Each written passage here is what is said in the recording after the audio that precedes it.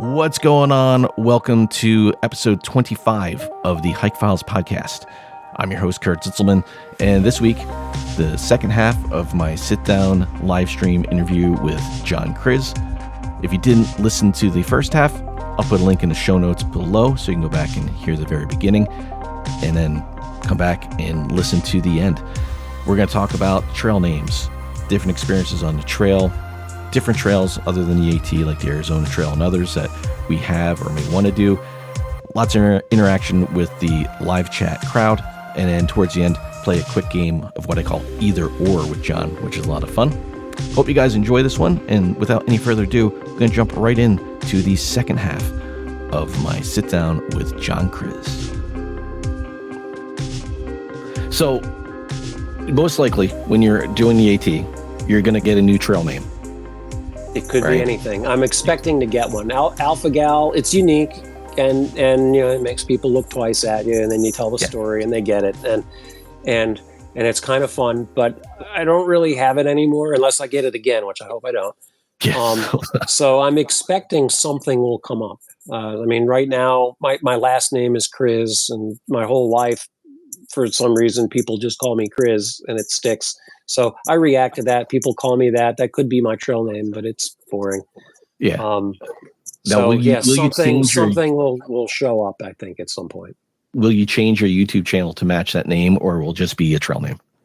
It'll just be a trail name. That KrizAkoni channel, it's been there for 2 decades. The channel's old. I got to go back and look when I created it.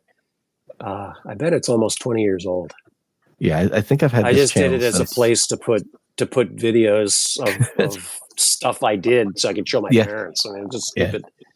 2007 is when I started this channel, and it was the same thing. I started it so that if I ever went senile, I could remember that I did stuff, and basically is why I did it. And Shadow laughs and says, "Duty boots." Thanks, Kurt. Yeah, that's what happens when you step in dog poop in town, going to Port Clinton. Nice. He thought nobody saw it. Oh, everybody saw that. Yeah, I looked at him like I'm thinking. I had a different name for him, but it was a little less child friendly, so I changed it to TD. Okay, yeah. That's I've never gotten the trail name, and I mean I'm out a lot, but I've never done like the AT, so that's usually where you get things like that. Although it'll catch up with you eventually. Eventually, yeah. The thought has been crossing my mind lately. Though. You find it more on the Appalachian Trail, or not just the Appalachian Trail, but the long distance trails: Pacific Crest Trail, Appalachian Trail, Continental Divide Trail, Arizona Trail, Colorado Trail, all the big long trails that are several 100 miles long. Yeah. People tend to get named. So after you do the AT, what are you going to do? I mean, that's basically what you hike. You've hiked a few other trails with us, but you've primarily set foot on. It's mostly AT, and I've done a lot of it many times. So I'm happy to hike wherever. I don't right now have a desire to do like the PCT or the CDT and be what they call a triple crowner and hike all three of those together with the AT. I do have a desire though to go out west and hike some of the high peaks out there. So, portions of the trail out there on the PCT, I probably hike, but I'll pick and choose the sections that I do there. Right. Now, I think the first video. I think that the one super popular one that is the John Muir Trail, I think is the one out there that's 250 heavily miles? I forget how long it is, but there's a lottery system to even get a permit to do that. It's hard. Yeah, there's a really good documentary on that. I don't know if it's still available online. It was called Mile and a Half, and it was about the John Muir Trail. It was really good, and it gets its name from, that's what you tell, hey, how far am I from the spot? Mile and a half. Doesn't matter how far away you really are. That's what you tell people, and that's where it got its name from. But it was really good, and I think it came out in early 2010s, I think. Okay. It's like a group of people go out and do it, but it's an incredible looking trail. There's There's some parts of the PCT that I look at, and I've been watching Frozen do his PCT. Okay, yep. And I mean, that guy's he's insane. That guy will do, like I saw him do the Girard Trail, which is 36 miles here in PA. Most people do that in 3 days. He did it in a day. Right. So he gets out there and he's just killing the miles. And it's like, man, this guy makes it look so easy. But it's I like the way he films. I like the way he shows stuff. Yep. I'm really I want to see how that goes for him. Rarest animal you've both seen on the trails other than birds? I've got nothing. All my animals are boring. I'm still waiting to see a porcupine. I really want to see a porcupine, and I've not seen one yet. We got to hike together more because I see them all the time. Yeah, I want to see one so bad. But no, I got nothing on the weird animals. For me, I didn't see it so much as I heard it and felt it. The wolf in Wisconsin. I've hiked with elk, which aren't really uncommon in a lot of areas. I don't think I've ever seen anything really weird. I mean, going to a hiking trail, I saw a piebald deer, which is like a half albino deer. I can't think of anything that I would say was rare for the area I was in. Rare for me, yeah. Because one of the first times I saw wild boar or armadillos when I lived in Florida, those are rare for me, but they're very common in those areas. Dragon says it'll be interesting to see if you get through the hike. Get through the hike bug like others. We'll see. Or I'm sorry, I read that wrong. Yeah. See if you get the through hike bug like others. Because some people say I'm just going to do the one. Yeah. Oh man, that's got to suck being out there and all of a sudden it just hits you. Land management is something I think of a lot while hiking is phased with the public-private money and ordinances. Panda finally saw her porcupine when we did the last West Rim Trail. They seem elusive. You know what? Porcupines. Yeah, I mean, I've had one walk. It was Christmas. I was over in Pinch Show. If you have a weekend and you want to come up and do the Pinch Show, if you want to see a porcupine, you'll see them over there. I had one. It was Christmas. I was camping. I can hear the thing up in the tree, and I couldn't tell what it was because it was just like in the tree, and they make this very loud slap when they're climbing trees as they're going up and down. And I couldn't tell if it was a porcupine or if it was a buck like rubbing the tree, or if it was. Could not tell. And at one point, I hear like coyotes off on one side, and I hear this thing come down the tree, and it starts coming across the little swamp towards me. And I'm like, God, please don't be a bear, because squatch knocking. Yeah, well, yeah, it wasn't really knocking, but it was mumbling like a little old angry man. It making sounds like the Predator, and then like making these like little noises. And I'm like, what the hell is coming up to me? That would freak me out. Yeah, and then it comes up. I hear it, whatever it is, come up, and it's right next to me. And I turn my headlight on, and it's a porcupine, and it's just looking up at me. And I'm like, "Hey, buddy!" And he just like, I turned around, went back to the tree. When I first heard the screech owls, like I was freaking out. I mean, it sounds like somebody stabbing small children to death. It's like, what the heck is that? That's that sound they make. They also make a sound that sounds like those little Halloween decorations that go around a circle. Oh, yeah. Like to make that sound in a tree, and you're like, what is that? They make some crazy noises themselves. Badgers, groundhogs. I was gonna say badgers. We have badgers. Pan and I shared a trail with a coyote. Badger. Yeah. I almost did step on a badger once, but it wasn't. It was in Ireland. I have cousins in Ireland, and they have a badger on their property and was chasing their cows. And I didn't see it. They said I almost stepped on it, but I don't know if that was true or not. I think it would have been a little more aggressive if I actually would have almost stepped on a badger. Phased away at the beginning said mushroom earlier, and I got the badger song in my head now. Okay. Phase says bear spray, concealed permits, open carry, pocket knife or two won't do. I don't know that I mean, bear spray, but I mean, I have nothing against guns, but I've never carried one in the woods. I mean, if you're crossing state lines, you can't. Dragon says Panda and I shared a trail with a coyote. Like I said, a coyote in Yellowstone. It was a one of a kind animal encounter, and that I've seen the pictures of it. Like ran right by them on the trail. Oh, very cool. Yeah, I mean, I've seen coyotes fairly close. I've had them run into camp with me, the ones that got used to me in Pinchot, but I haven't had one run by me on the trail. That's pretty cool. Yeah. Let's see. So that was the last of my questions here. So how long do you want to go? We've been on for an hour. I got time. Whatever you want. All right. Keep the questions going. See how my battery's doing on my phone.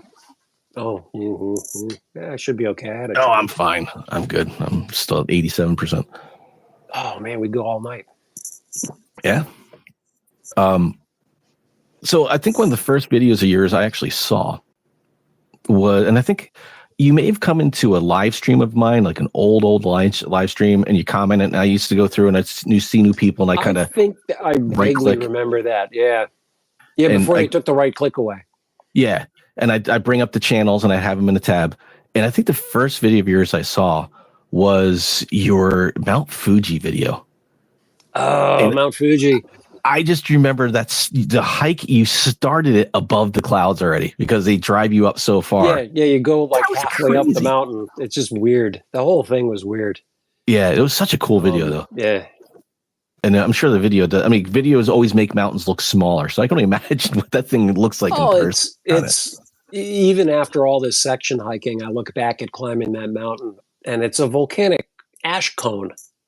There is no down until you come back down. It just goes up and up, and up and up at a very steep slope, and it never stops. So you just get tired.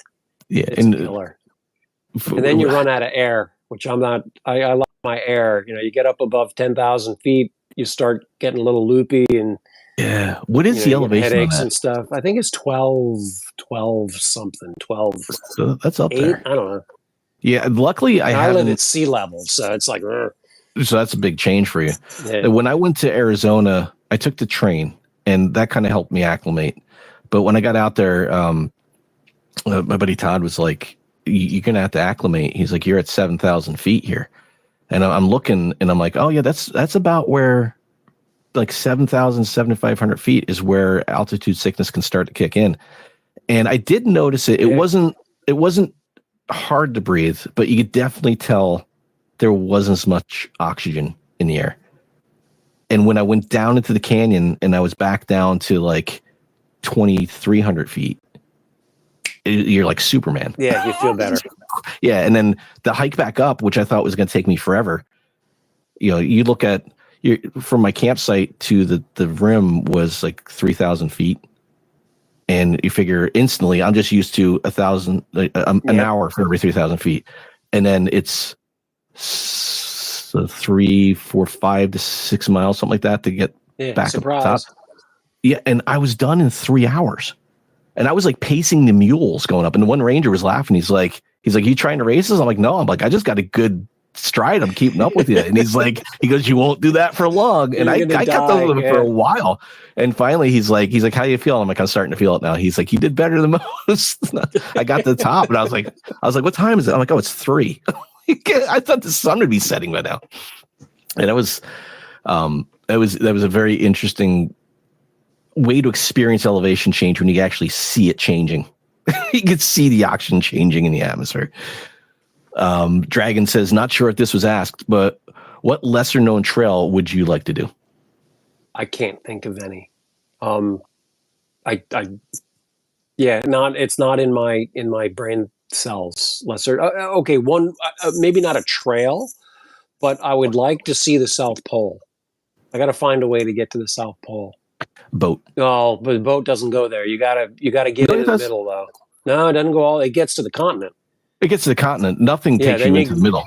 You have to get there. So I gotta figure out a way to get to the South Pole. It's not cheap. I know that, but I don't know that. Without already having a huge infrastructure in place, there'd have to be some kind of expedition. You'd need a lot. The South Pole is huge. I got to research it, but it's one of those things in the back of my head. It's like, it's like Close Encounters. I'm sitting at the dinner table making the mashed potatoes. It's like South Pole. Yeah, South Pole. That would be. My wife looks at me. She's like, "I'm not going to the South Pole with you." And then right after that, the Josh Wichita Becker Trail. My in-laws live down in Arkansas. Oh, nice. Yeah. Josh Becker had asked also right after that, what's one place you hope to hike that you haven't? I mean, I'll hike anywhere. I mean, the big thing for me was hike John Muir Trail. I want to get to that. John Muir. I've the idea of doing the Appalachian Trail has been like as a through hike has been kind of in my head for the past probably 4 months. You're going to start making mashed potato blazes and you're eating. Yeah, it's weird. When I was in my 20s, I was like, I want to do the AT. And then I kind of was like, there's so many other trails to hike. But recently it's been like, I mentally, I know I can do it. Like, I like that solitude. I like when things get tough, it becomes a challenge. It becomes fun for me.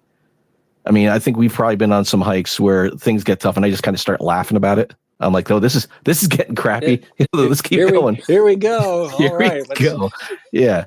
And I think, I mean, even at 51 now, I think I can still physically do it because I don't really stop. So, you absolutely can do it. Yeah. So 80-year-olds have done it.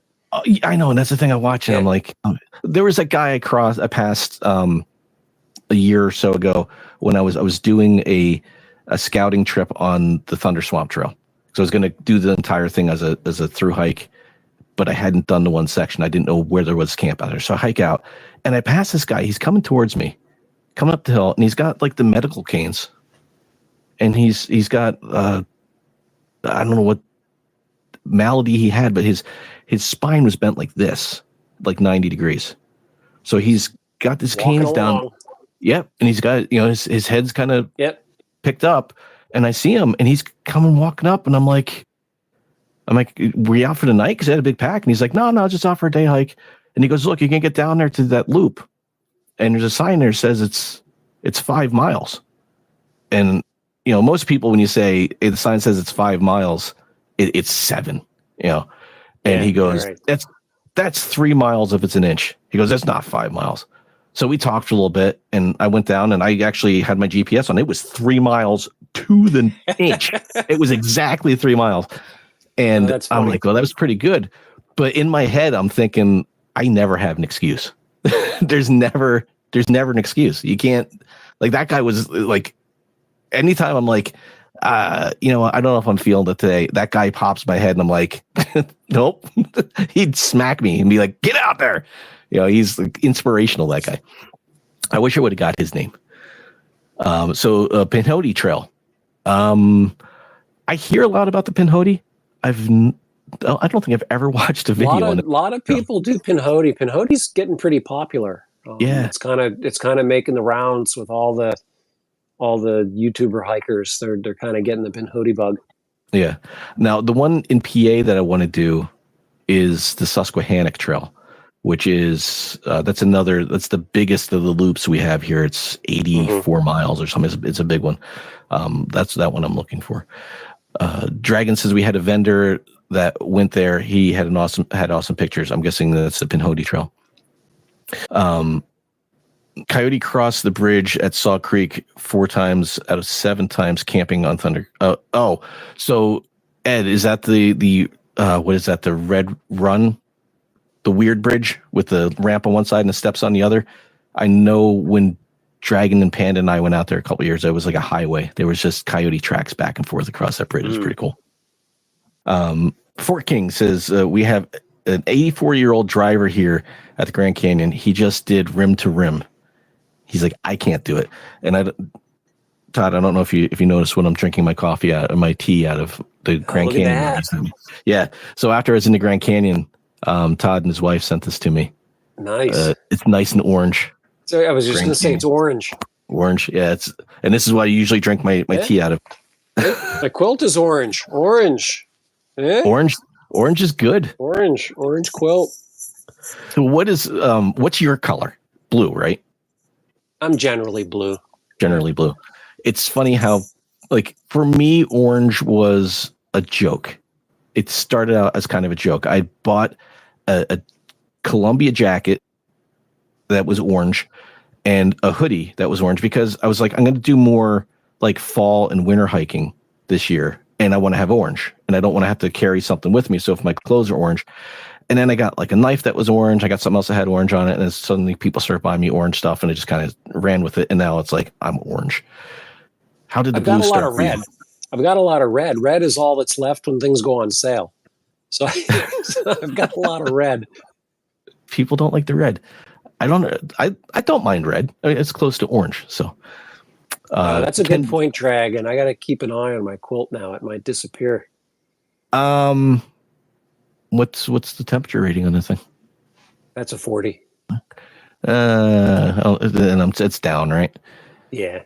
Yeah. See, down is nice, and if I'm gonna do the AT, I'll use down. But for what I generally do, a synthetic is fine. Yeah, it's not necessary. So durable. Right. It's so durable, and like I don't have to worry about it getting wet or packed down too much or anything like that. So generally, down is nice, but I've got a down sleeping bag that I rarely use. Rarely use. Oh, Dragon says the vendor went to the South Pole. Oh, get the information for that. That's so you got an in. Yes, Aquaman 84, I believe, is what the Susquehannock is. It's up there. Ken Brenner says, I always enjoy the hiking videos you each have on your channels. Thanks for your efforts. Thank you. That's other than getting started just so I had the videos to remember that I did it by. Once I started talking in videos and people started giving me feedback, it's kind of funny how I did have that one guy who stopped me and said that he'd lost like 200 pounds. He started watching me and Syntax and inspired him to go out and start hiking. And he'd lost 280 pounds. He's going on a hike. Wow. And I was just like, it took a minute for it to sink in. And I'm glad I ran that guy because I was actually thinking about stopping for a while. And you don't realize, and I've seen Frozen talk about this too, and other YouTubers, you don't realize that sometimes just going out there and being able to do it and recording it, even if you don't think you're doing a good job or inspires watching, other people. Yeah, it inspires other people, and that's pretty cool. It's a very cool thing. Yeah. Okay. So we're caught up on the comments there. Oh, there's another one. That's the payoff moment when you share your stuff. Yeah. Have you had anybody come up to you? Like, how many times do you get recognized when you're out? Now and then. In Virginia, when I first started doing the section hiking videos, it was where you park, what the tent site looks like, what the shelter looks like, what the privy looks like. And it was rather shocking at first. I had a couple of people stop and go, "Hey, you're the dude. We just watched your video to learn where to park." And it's like, oh, people look at these things. Yeah. and I might get a couple few a year, people that kind of know what I'm doing and why I'm doing it. And they're like thankful that I'm putting the videos out. This year was a little different though. When I went down to the Appalachian Trail Days Festival in Damascus, Virginia, which is a hiker festival for people that thru hike the Appalachian Trail, because I did put that on YouTube. It's kind of a self accountability thing. If you announce that you intend to do it, kind of encourages you to keep up with that commitment rather than chicken out. A lot of people recognized me just from doing that. I mean, I would say like 30. It was kind of weird. Oh, wow. People were like, "Hey, Kriz, good to hear you hiking the AT, good luck," all that kind of stuff. And I'm like, I didn't even know people were looking. Yeah. Well, I mean, as you do the AT, I mean, the views, section hiking, you get some views on. But as soon as you are doing the AT, that's when people who are following those people that have interests that are interested in seeing internal bets. Ooh, the betting pool, is he going to make it? Yeah. And then the other group of people that are kind of encouraging and kind of rooting you on as you're doing it. Very appreciative for that also. Yeah, it's cool. I've had it happen a few times, and it's always a surprise. We were on Aquaman. People talk way more hiking. If you talk when you're fishing, you scare the fish away. There's no talking when you're fishing. And if the fish are talking to you, you probably want to stop eating those mushrooms that you're finding on the trail. Yeah, don't do that. Right. Yeah. You do find it's weird. You know people who hike because they're the people who actually reply when you walk by. Maybe not a full conversation, but when you walk by someone, you're like, "Hi, how you doing?" And they wave and they acknowledge you. And then you walk by some people like, "Hey, how you doing?" And they're like, they give you the side eye, and they're like, why are you talking to me?" Yeah, because it's what you do. I mean, you're out here on a trail in the woods. You might be depending on that person at some point. You might fall, and they might be walking back, and then hey, I just saw you. So you try to be, it's just kind of it's a community, and I that's the part of the AT that I know for a lot of people that's why they do it. That's the part of the AT I care the least about. Not that I don't care about the community.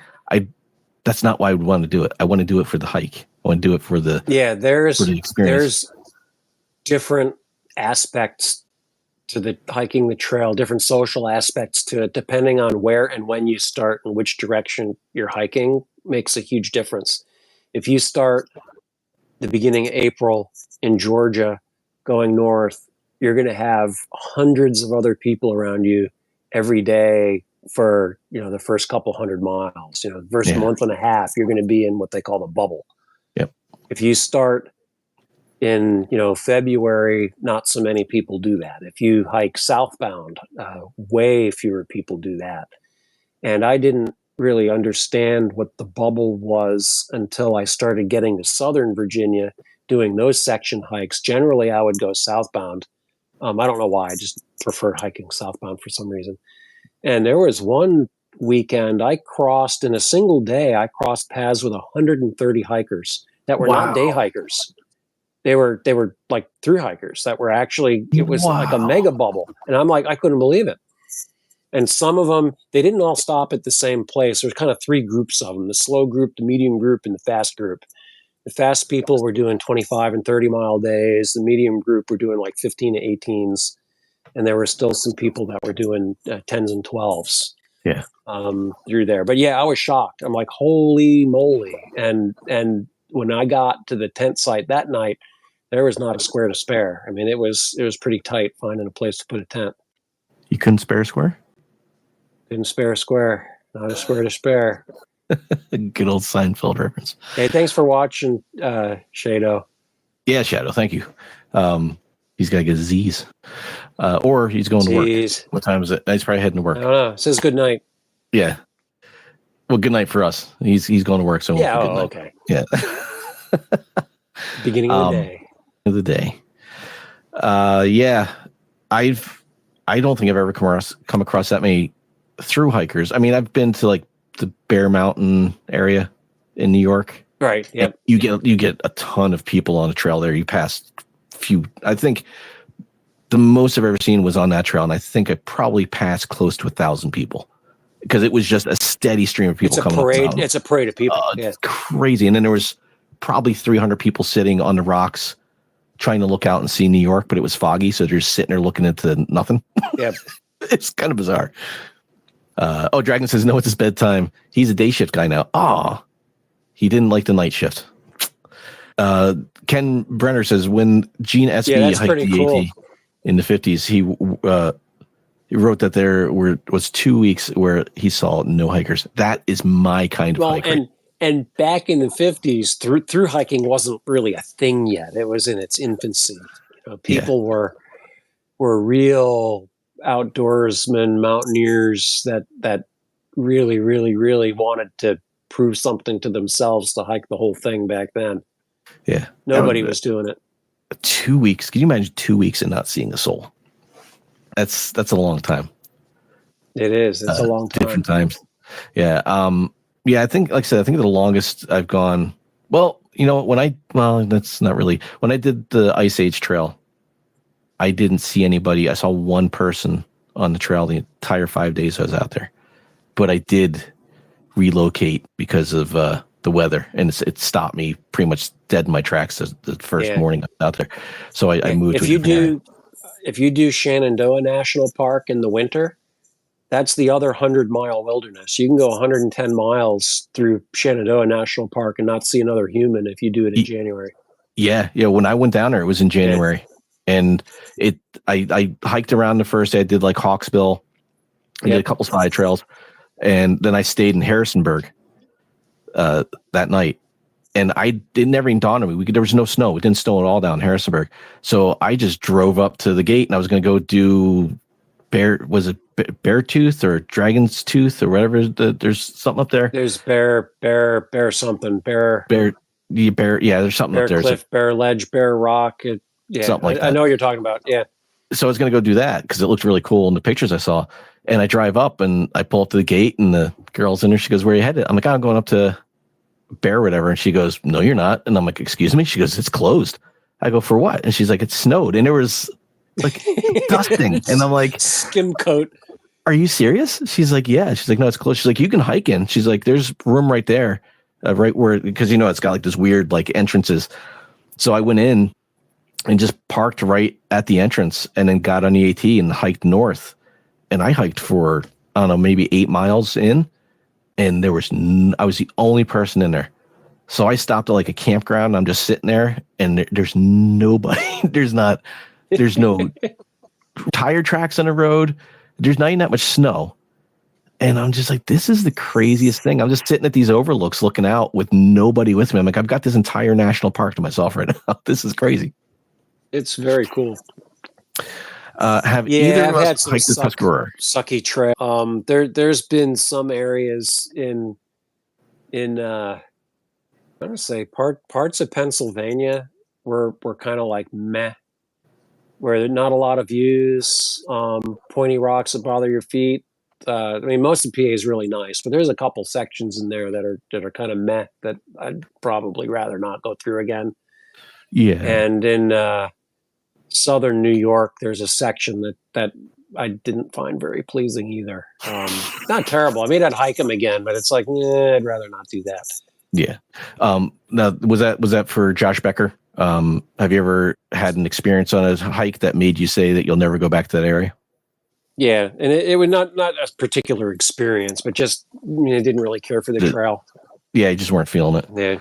Yeah. For me, I mean, the Chuck Kuiper Trail was just in such bad shape, but I mean that's pretty much been cleared out.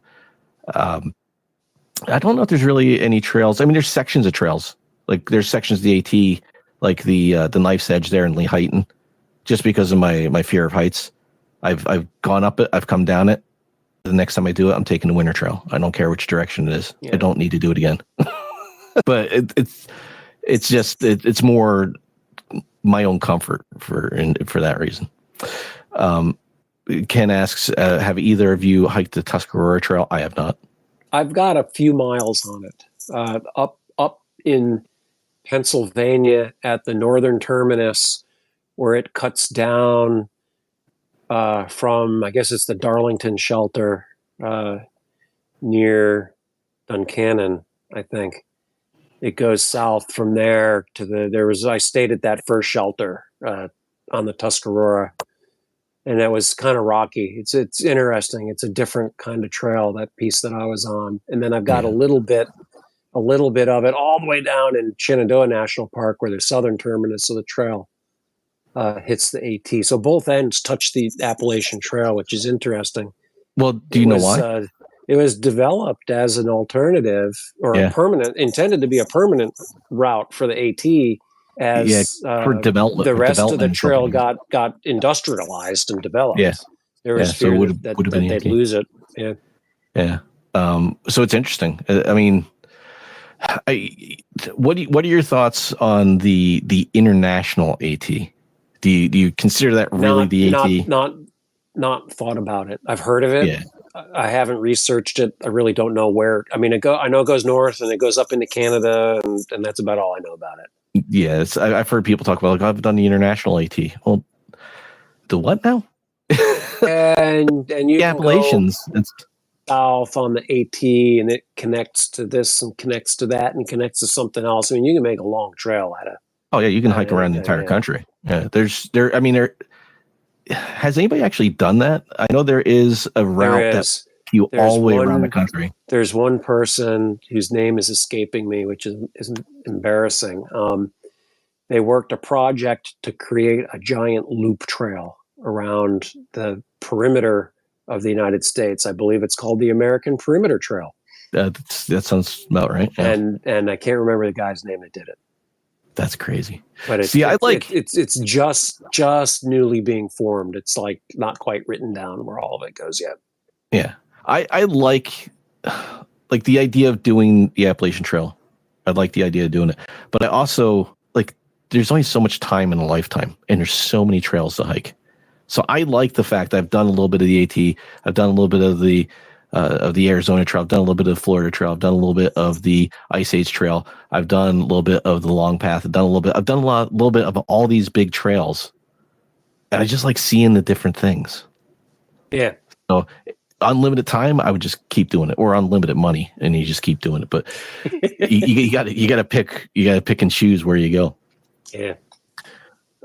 Dragon says Jupiter Hikes have done a lot of bigger hikes. Yeah, he did. Was it Jupiter that did the Arizona Trail, and he filmed the whole thing and then did like a whole premiere somewhere in Arizona, like at like a movie, like a drive-in theater or something like that. Like he did put the video up and showed people. That was pretty. I don't recall. I think that was him. Craig Maines hiked it last year. In the part of the U.S. didn't look worth hiking. The part in the U.S. didn't look worth hiking. Of the international AT, the Great American Trail, is that what it's called? The Great American Trail. No, there is a Great American Trail, but I think that's different, coast, right? That goes, or that's meant to go coast to coast. Yeah, Jupiter did the AT with the extensions. Okay, the international trail. Yeah, I mean, I get the appeal of the international AT, and it being the international trail, but that's like tacking on the Tuscarora Trail and saying that's part of the international AT just because it touches it. I don't know. It just seems like they could have come up with a different name for it than it sounds. It just, to me, it seems like they're trying to get paid off of, not get paid, but get some notoriety off the AT because it kind of connects to it. There's a lot of trails that kind of connect. I haven't really looked into it though, so I could be wrong on it. Are there any others, maybe not long distance trails, but bigger multi-day trails that you might be interested in doing once you're done with the AT? Well, maybe not. You know, it's like when I say Arizona Trail, I think it's Kevin and Leah Hikes. They have a channel. They've been hiking the Arizona Trail. It actually looks really interesting. I'm kind of falling in love with some of the AZT stuff. So that might be something I do. Don't call it the AZT. They don't like that. They don't like that. I take it back. I take it back. I will call it the Arizona Trail then. And I'm like, I'm on the AZT. They're like, this is the AT. I'm like, this isn't the AT. The AT is the Appalachian Trail. This is the AZT. Man. And that's, I kept on calling it that. And a couple people had corrected me. I'm like, I don't care what you say. I'm calling it the AZT. The section I did, or they don't call them sections. Say that on the sticker. I think there's patch says AZT on it. I think it says AZT. I think it's just a shorthand they like to call it.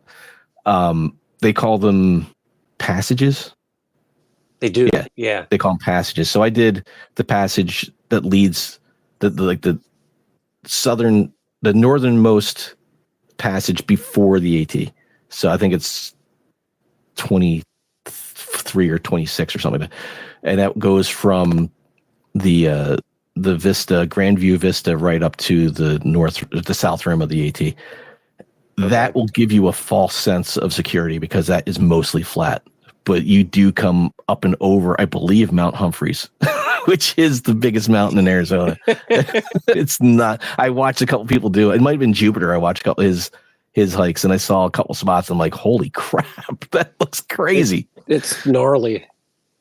Yep. All right. So, Aquaman, have a good night. Thanks for watching, Aquaman. All right. Thanks for hanging.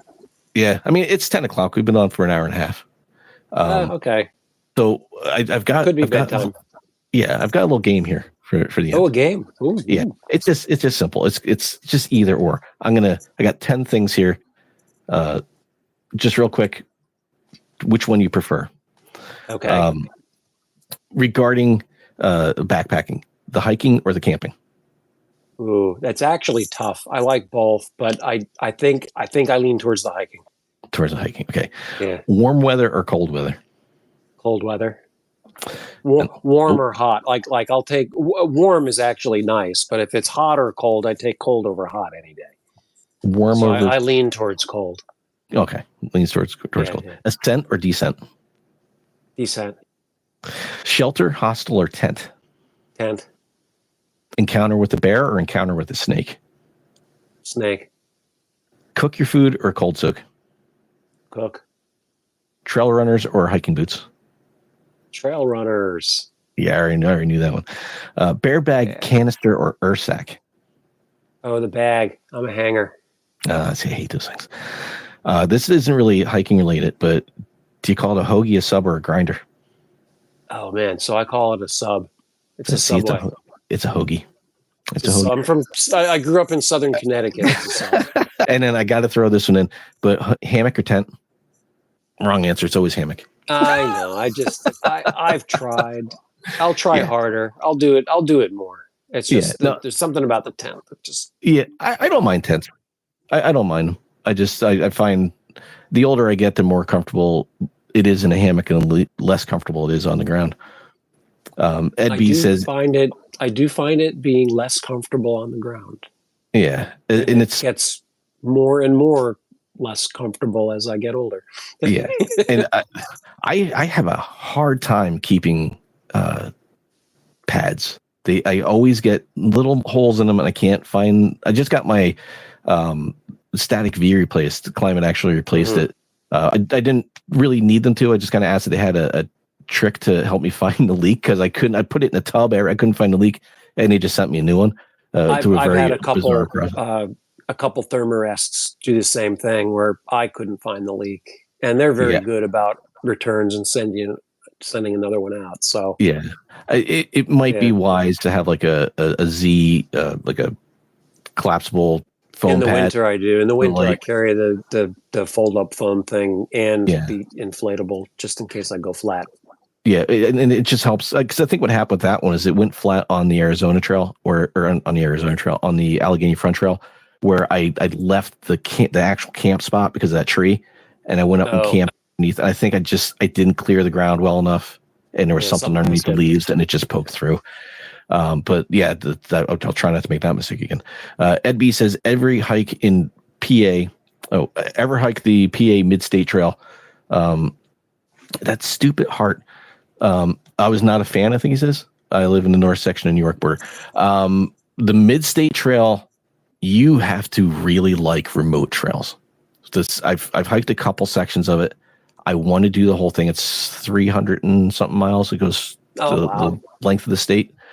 And the sections I've hiked you are in the freaking wilderness. It is not, it's not the AT. It's very remote. Is it marked? It's marked. What I saw is marked. And I've seen other people do other parts and it's marked. It's just rocky. And it's kind of like the AT where you're up a hill and down a hill, up a hill, down a hill. Like there's not a lot of switchbacks. But in the center part of the state, you don't have the gaps in the ridges like you have on the eastern part of the state. You have these little sharp pyramid mountains. So you just go up, you get the top and right back down and up. Endless and right roller back coaster. The world's longest roller coaster. Yeah. And it's the Queehana trails like that. The Chuck Kuiper trails like that. Oh, the Queehana Trail has some pretty flat spots, but a lot of the trails out there, you're right up. And it's not even like you're going over a ridge. It's just like this little pyramid. you rest for 10 feet and then you're straight down the back down. Yep. Yeah, that'll wear the knees out quick. Oh yeah, that's the thing for me. Descents are the worst. That's when the trekking poles come out. Dragon says it's that one thing that is supposed to be brutal with rocks. Yes, and I'm sorry if I'm missing words in this. I'm reading these off of the computer screen, and that stupid little heart thing is right over the end of the sentence, and I can't read what it's saying. It's a lot of rocks. Lots and lots of rocks. And it's funny, when I watch people on the AT and they're down south, there's rocks everywhere. Why does Pennsylvania get such a bad rap with the rocks? They're everywhere. I don't know. I just don't know. They talk them up. I think they fearmonger. They talk up the rocks, so they're expecting this horrible thing, and it's a self-fulfilling prophecy. Yeah. I mean, because you really bad. No, and you don't really hit them until just past Duncannon. Or just before Duncannon. Yeah, right. Right. And they don't get any better the further north you get either. No, you get worse and worse and worse. Maryland has a giant section of rocks, and the northern part of Virginia is all rock. Yeah. And when you come down, up in Shenandoah, rocks. I mean, you got boulder fields and but when you come down off of Mincy and you go across the bridge and you're like, finally I'm out of Pennsylvania, no more rocks. And you go into Worthington. That climb up to Sunfish Pond has got the worst rocks I have ever seen on a trail. They're just pointy and they're falling over and they suck. Yep. And it does not get any better. And I'm always trying to figure out why Pennsylvania. I mean, maybe because we have some big boulder fields that you have to cross. Well, and they say Virginia's flat. I don't know who came up with that. No, I was watching Peaks for Pounds when she started. Yep. And she's like, I gotta go. I'm having a hard time with the hills, so I'm gonna go somewhere flatter. And I'm like, all right, I wonder where she's gonna go. And she winds up in Virginia. I'm like, oh, that was the wrong place to go. Oh, it's like, yeah. And she's, it was not. That wasn't flat. No. That was a surprise. And she's in Shenandoah, and she's going across some of those boulder fields in there. And she's like, am I in Pennsylvania? And I'm laughing. I'm like, nope. And it doesn't get any better from where you are. So, all right, I think with that we can wrap this one up. Thank you so much for coming on. Thank you for having me. Really, really enjoyed it. And it was a good time. Yeah, we got to get back out soon. I got to get back up to PA and do some more hiking up there. Yeah, we'll have to pick something other than the AT for you. Yeah, we're good at doing that. We're good at finding other things for you than the AT to hike on. I'm cool with that. Because we've done the Green Monster, parts of the AT. We've done Kentucky. Yeah, we've done Dolly Sods. The Sods. Oh, I haven't been there in a long time. Yeah, we've hiked with you more off the AT than on the AT. I think this is true. I think you're right. Yeah, we might be the only people that can say that. I think you're right. Yeah. Yeah, that's pretty cool. But thanks, thanks everybody who came on. It was a lot of good questions and a very fun episode. Something different. I guess they don't always have to be hiking related. So, and I got the tech to work. I'm not a live stream kind of guy. So I'm like, oh no, how am I going to make it work? I don't have the stuff. we did 47 minutes earlier, just the test to make sure everything was working. Because I haven't streamed in 5 or 6 years, and I'm like, man, I'm using my phone. I've got my audio system plugged directly into my phone to do this, and I still can't understand the stupid square window that we're recording in. I don't know. We don't have a choice. It's very strange. So I'll go through this and I will pull out. Actually, it's all. I don't know if I have to edit this at all for a podcast. Maybe I'll break it. I don't know. I don't know if it has to upload the high res version or how that works after we're done. Yeah, it did some weirdness. Yeah, and hopefully the audio turns out okay, because the tests that we did, there was some cracking and popping in it, and it's a YouTube issue apparently that it's happening. Well, randomly. I haven't heard between us now. I haven't heard a crack or a pop at all. I don't know. No, I didn't hear it before either. But after during the stream, it was there. After processed, it was there. Yeah, so we'll Interesting. See. All right. But I might split this into 2 podcast episodes. We'll see. Because cool. Hour and a half. Yeah, it's kind of big. Yeah, it's a big one. So awesome, John. Thanks for being on. It was a great time. All right. Thanks everybody for watching, and see you in the next. Where do I got this on? What's going on over here? Right there. Night, everybody. Boop. Oh, the 2-part thing. Not that one. That one. I hope you guys enjoyed that interview with John Kriz. And John, thank you for coming on and being my first official guest on Hike Files. That was a blast. If you couldn't tell, him and I have hiked together before, and we already kind of know each other. So it makes that sit-down interview process a lot easier. Hope you guys enjoyed it. If you have any more questions for myself or John regarding anything we talked about, you can contact the show at hike.files@gmail.com. Also, all of John's links are down in the show notes, including a link to the first half of the episode and the full live stream. If you want to go watch the video, you can do that as well. Other than that, that's going to do it for me. If you want to be on one of these live streams, do an interview. If you have hiking, backpacking, camping, kayaking, any kind of outdoor experience, reach out to me at that hike.files@gmail.com. We'll set something up. Other than that, that's going to do it for me. Hope you guys enjoyed it. See you in the next.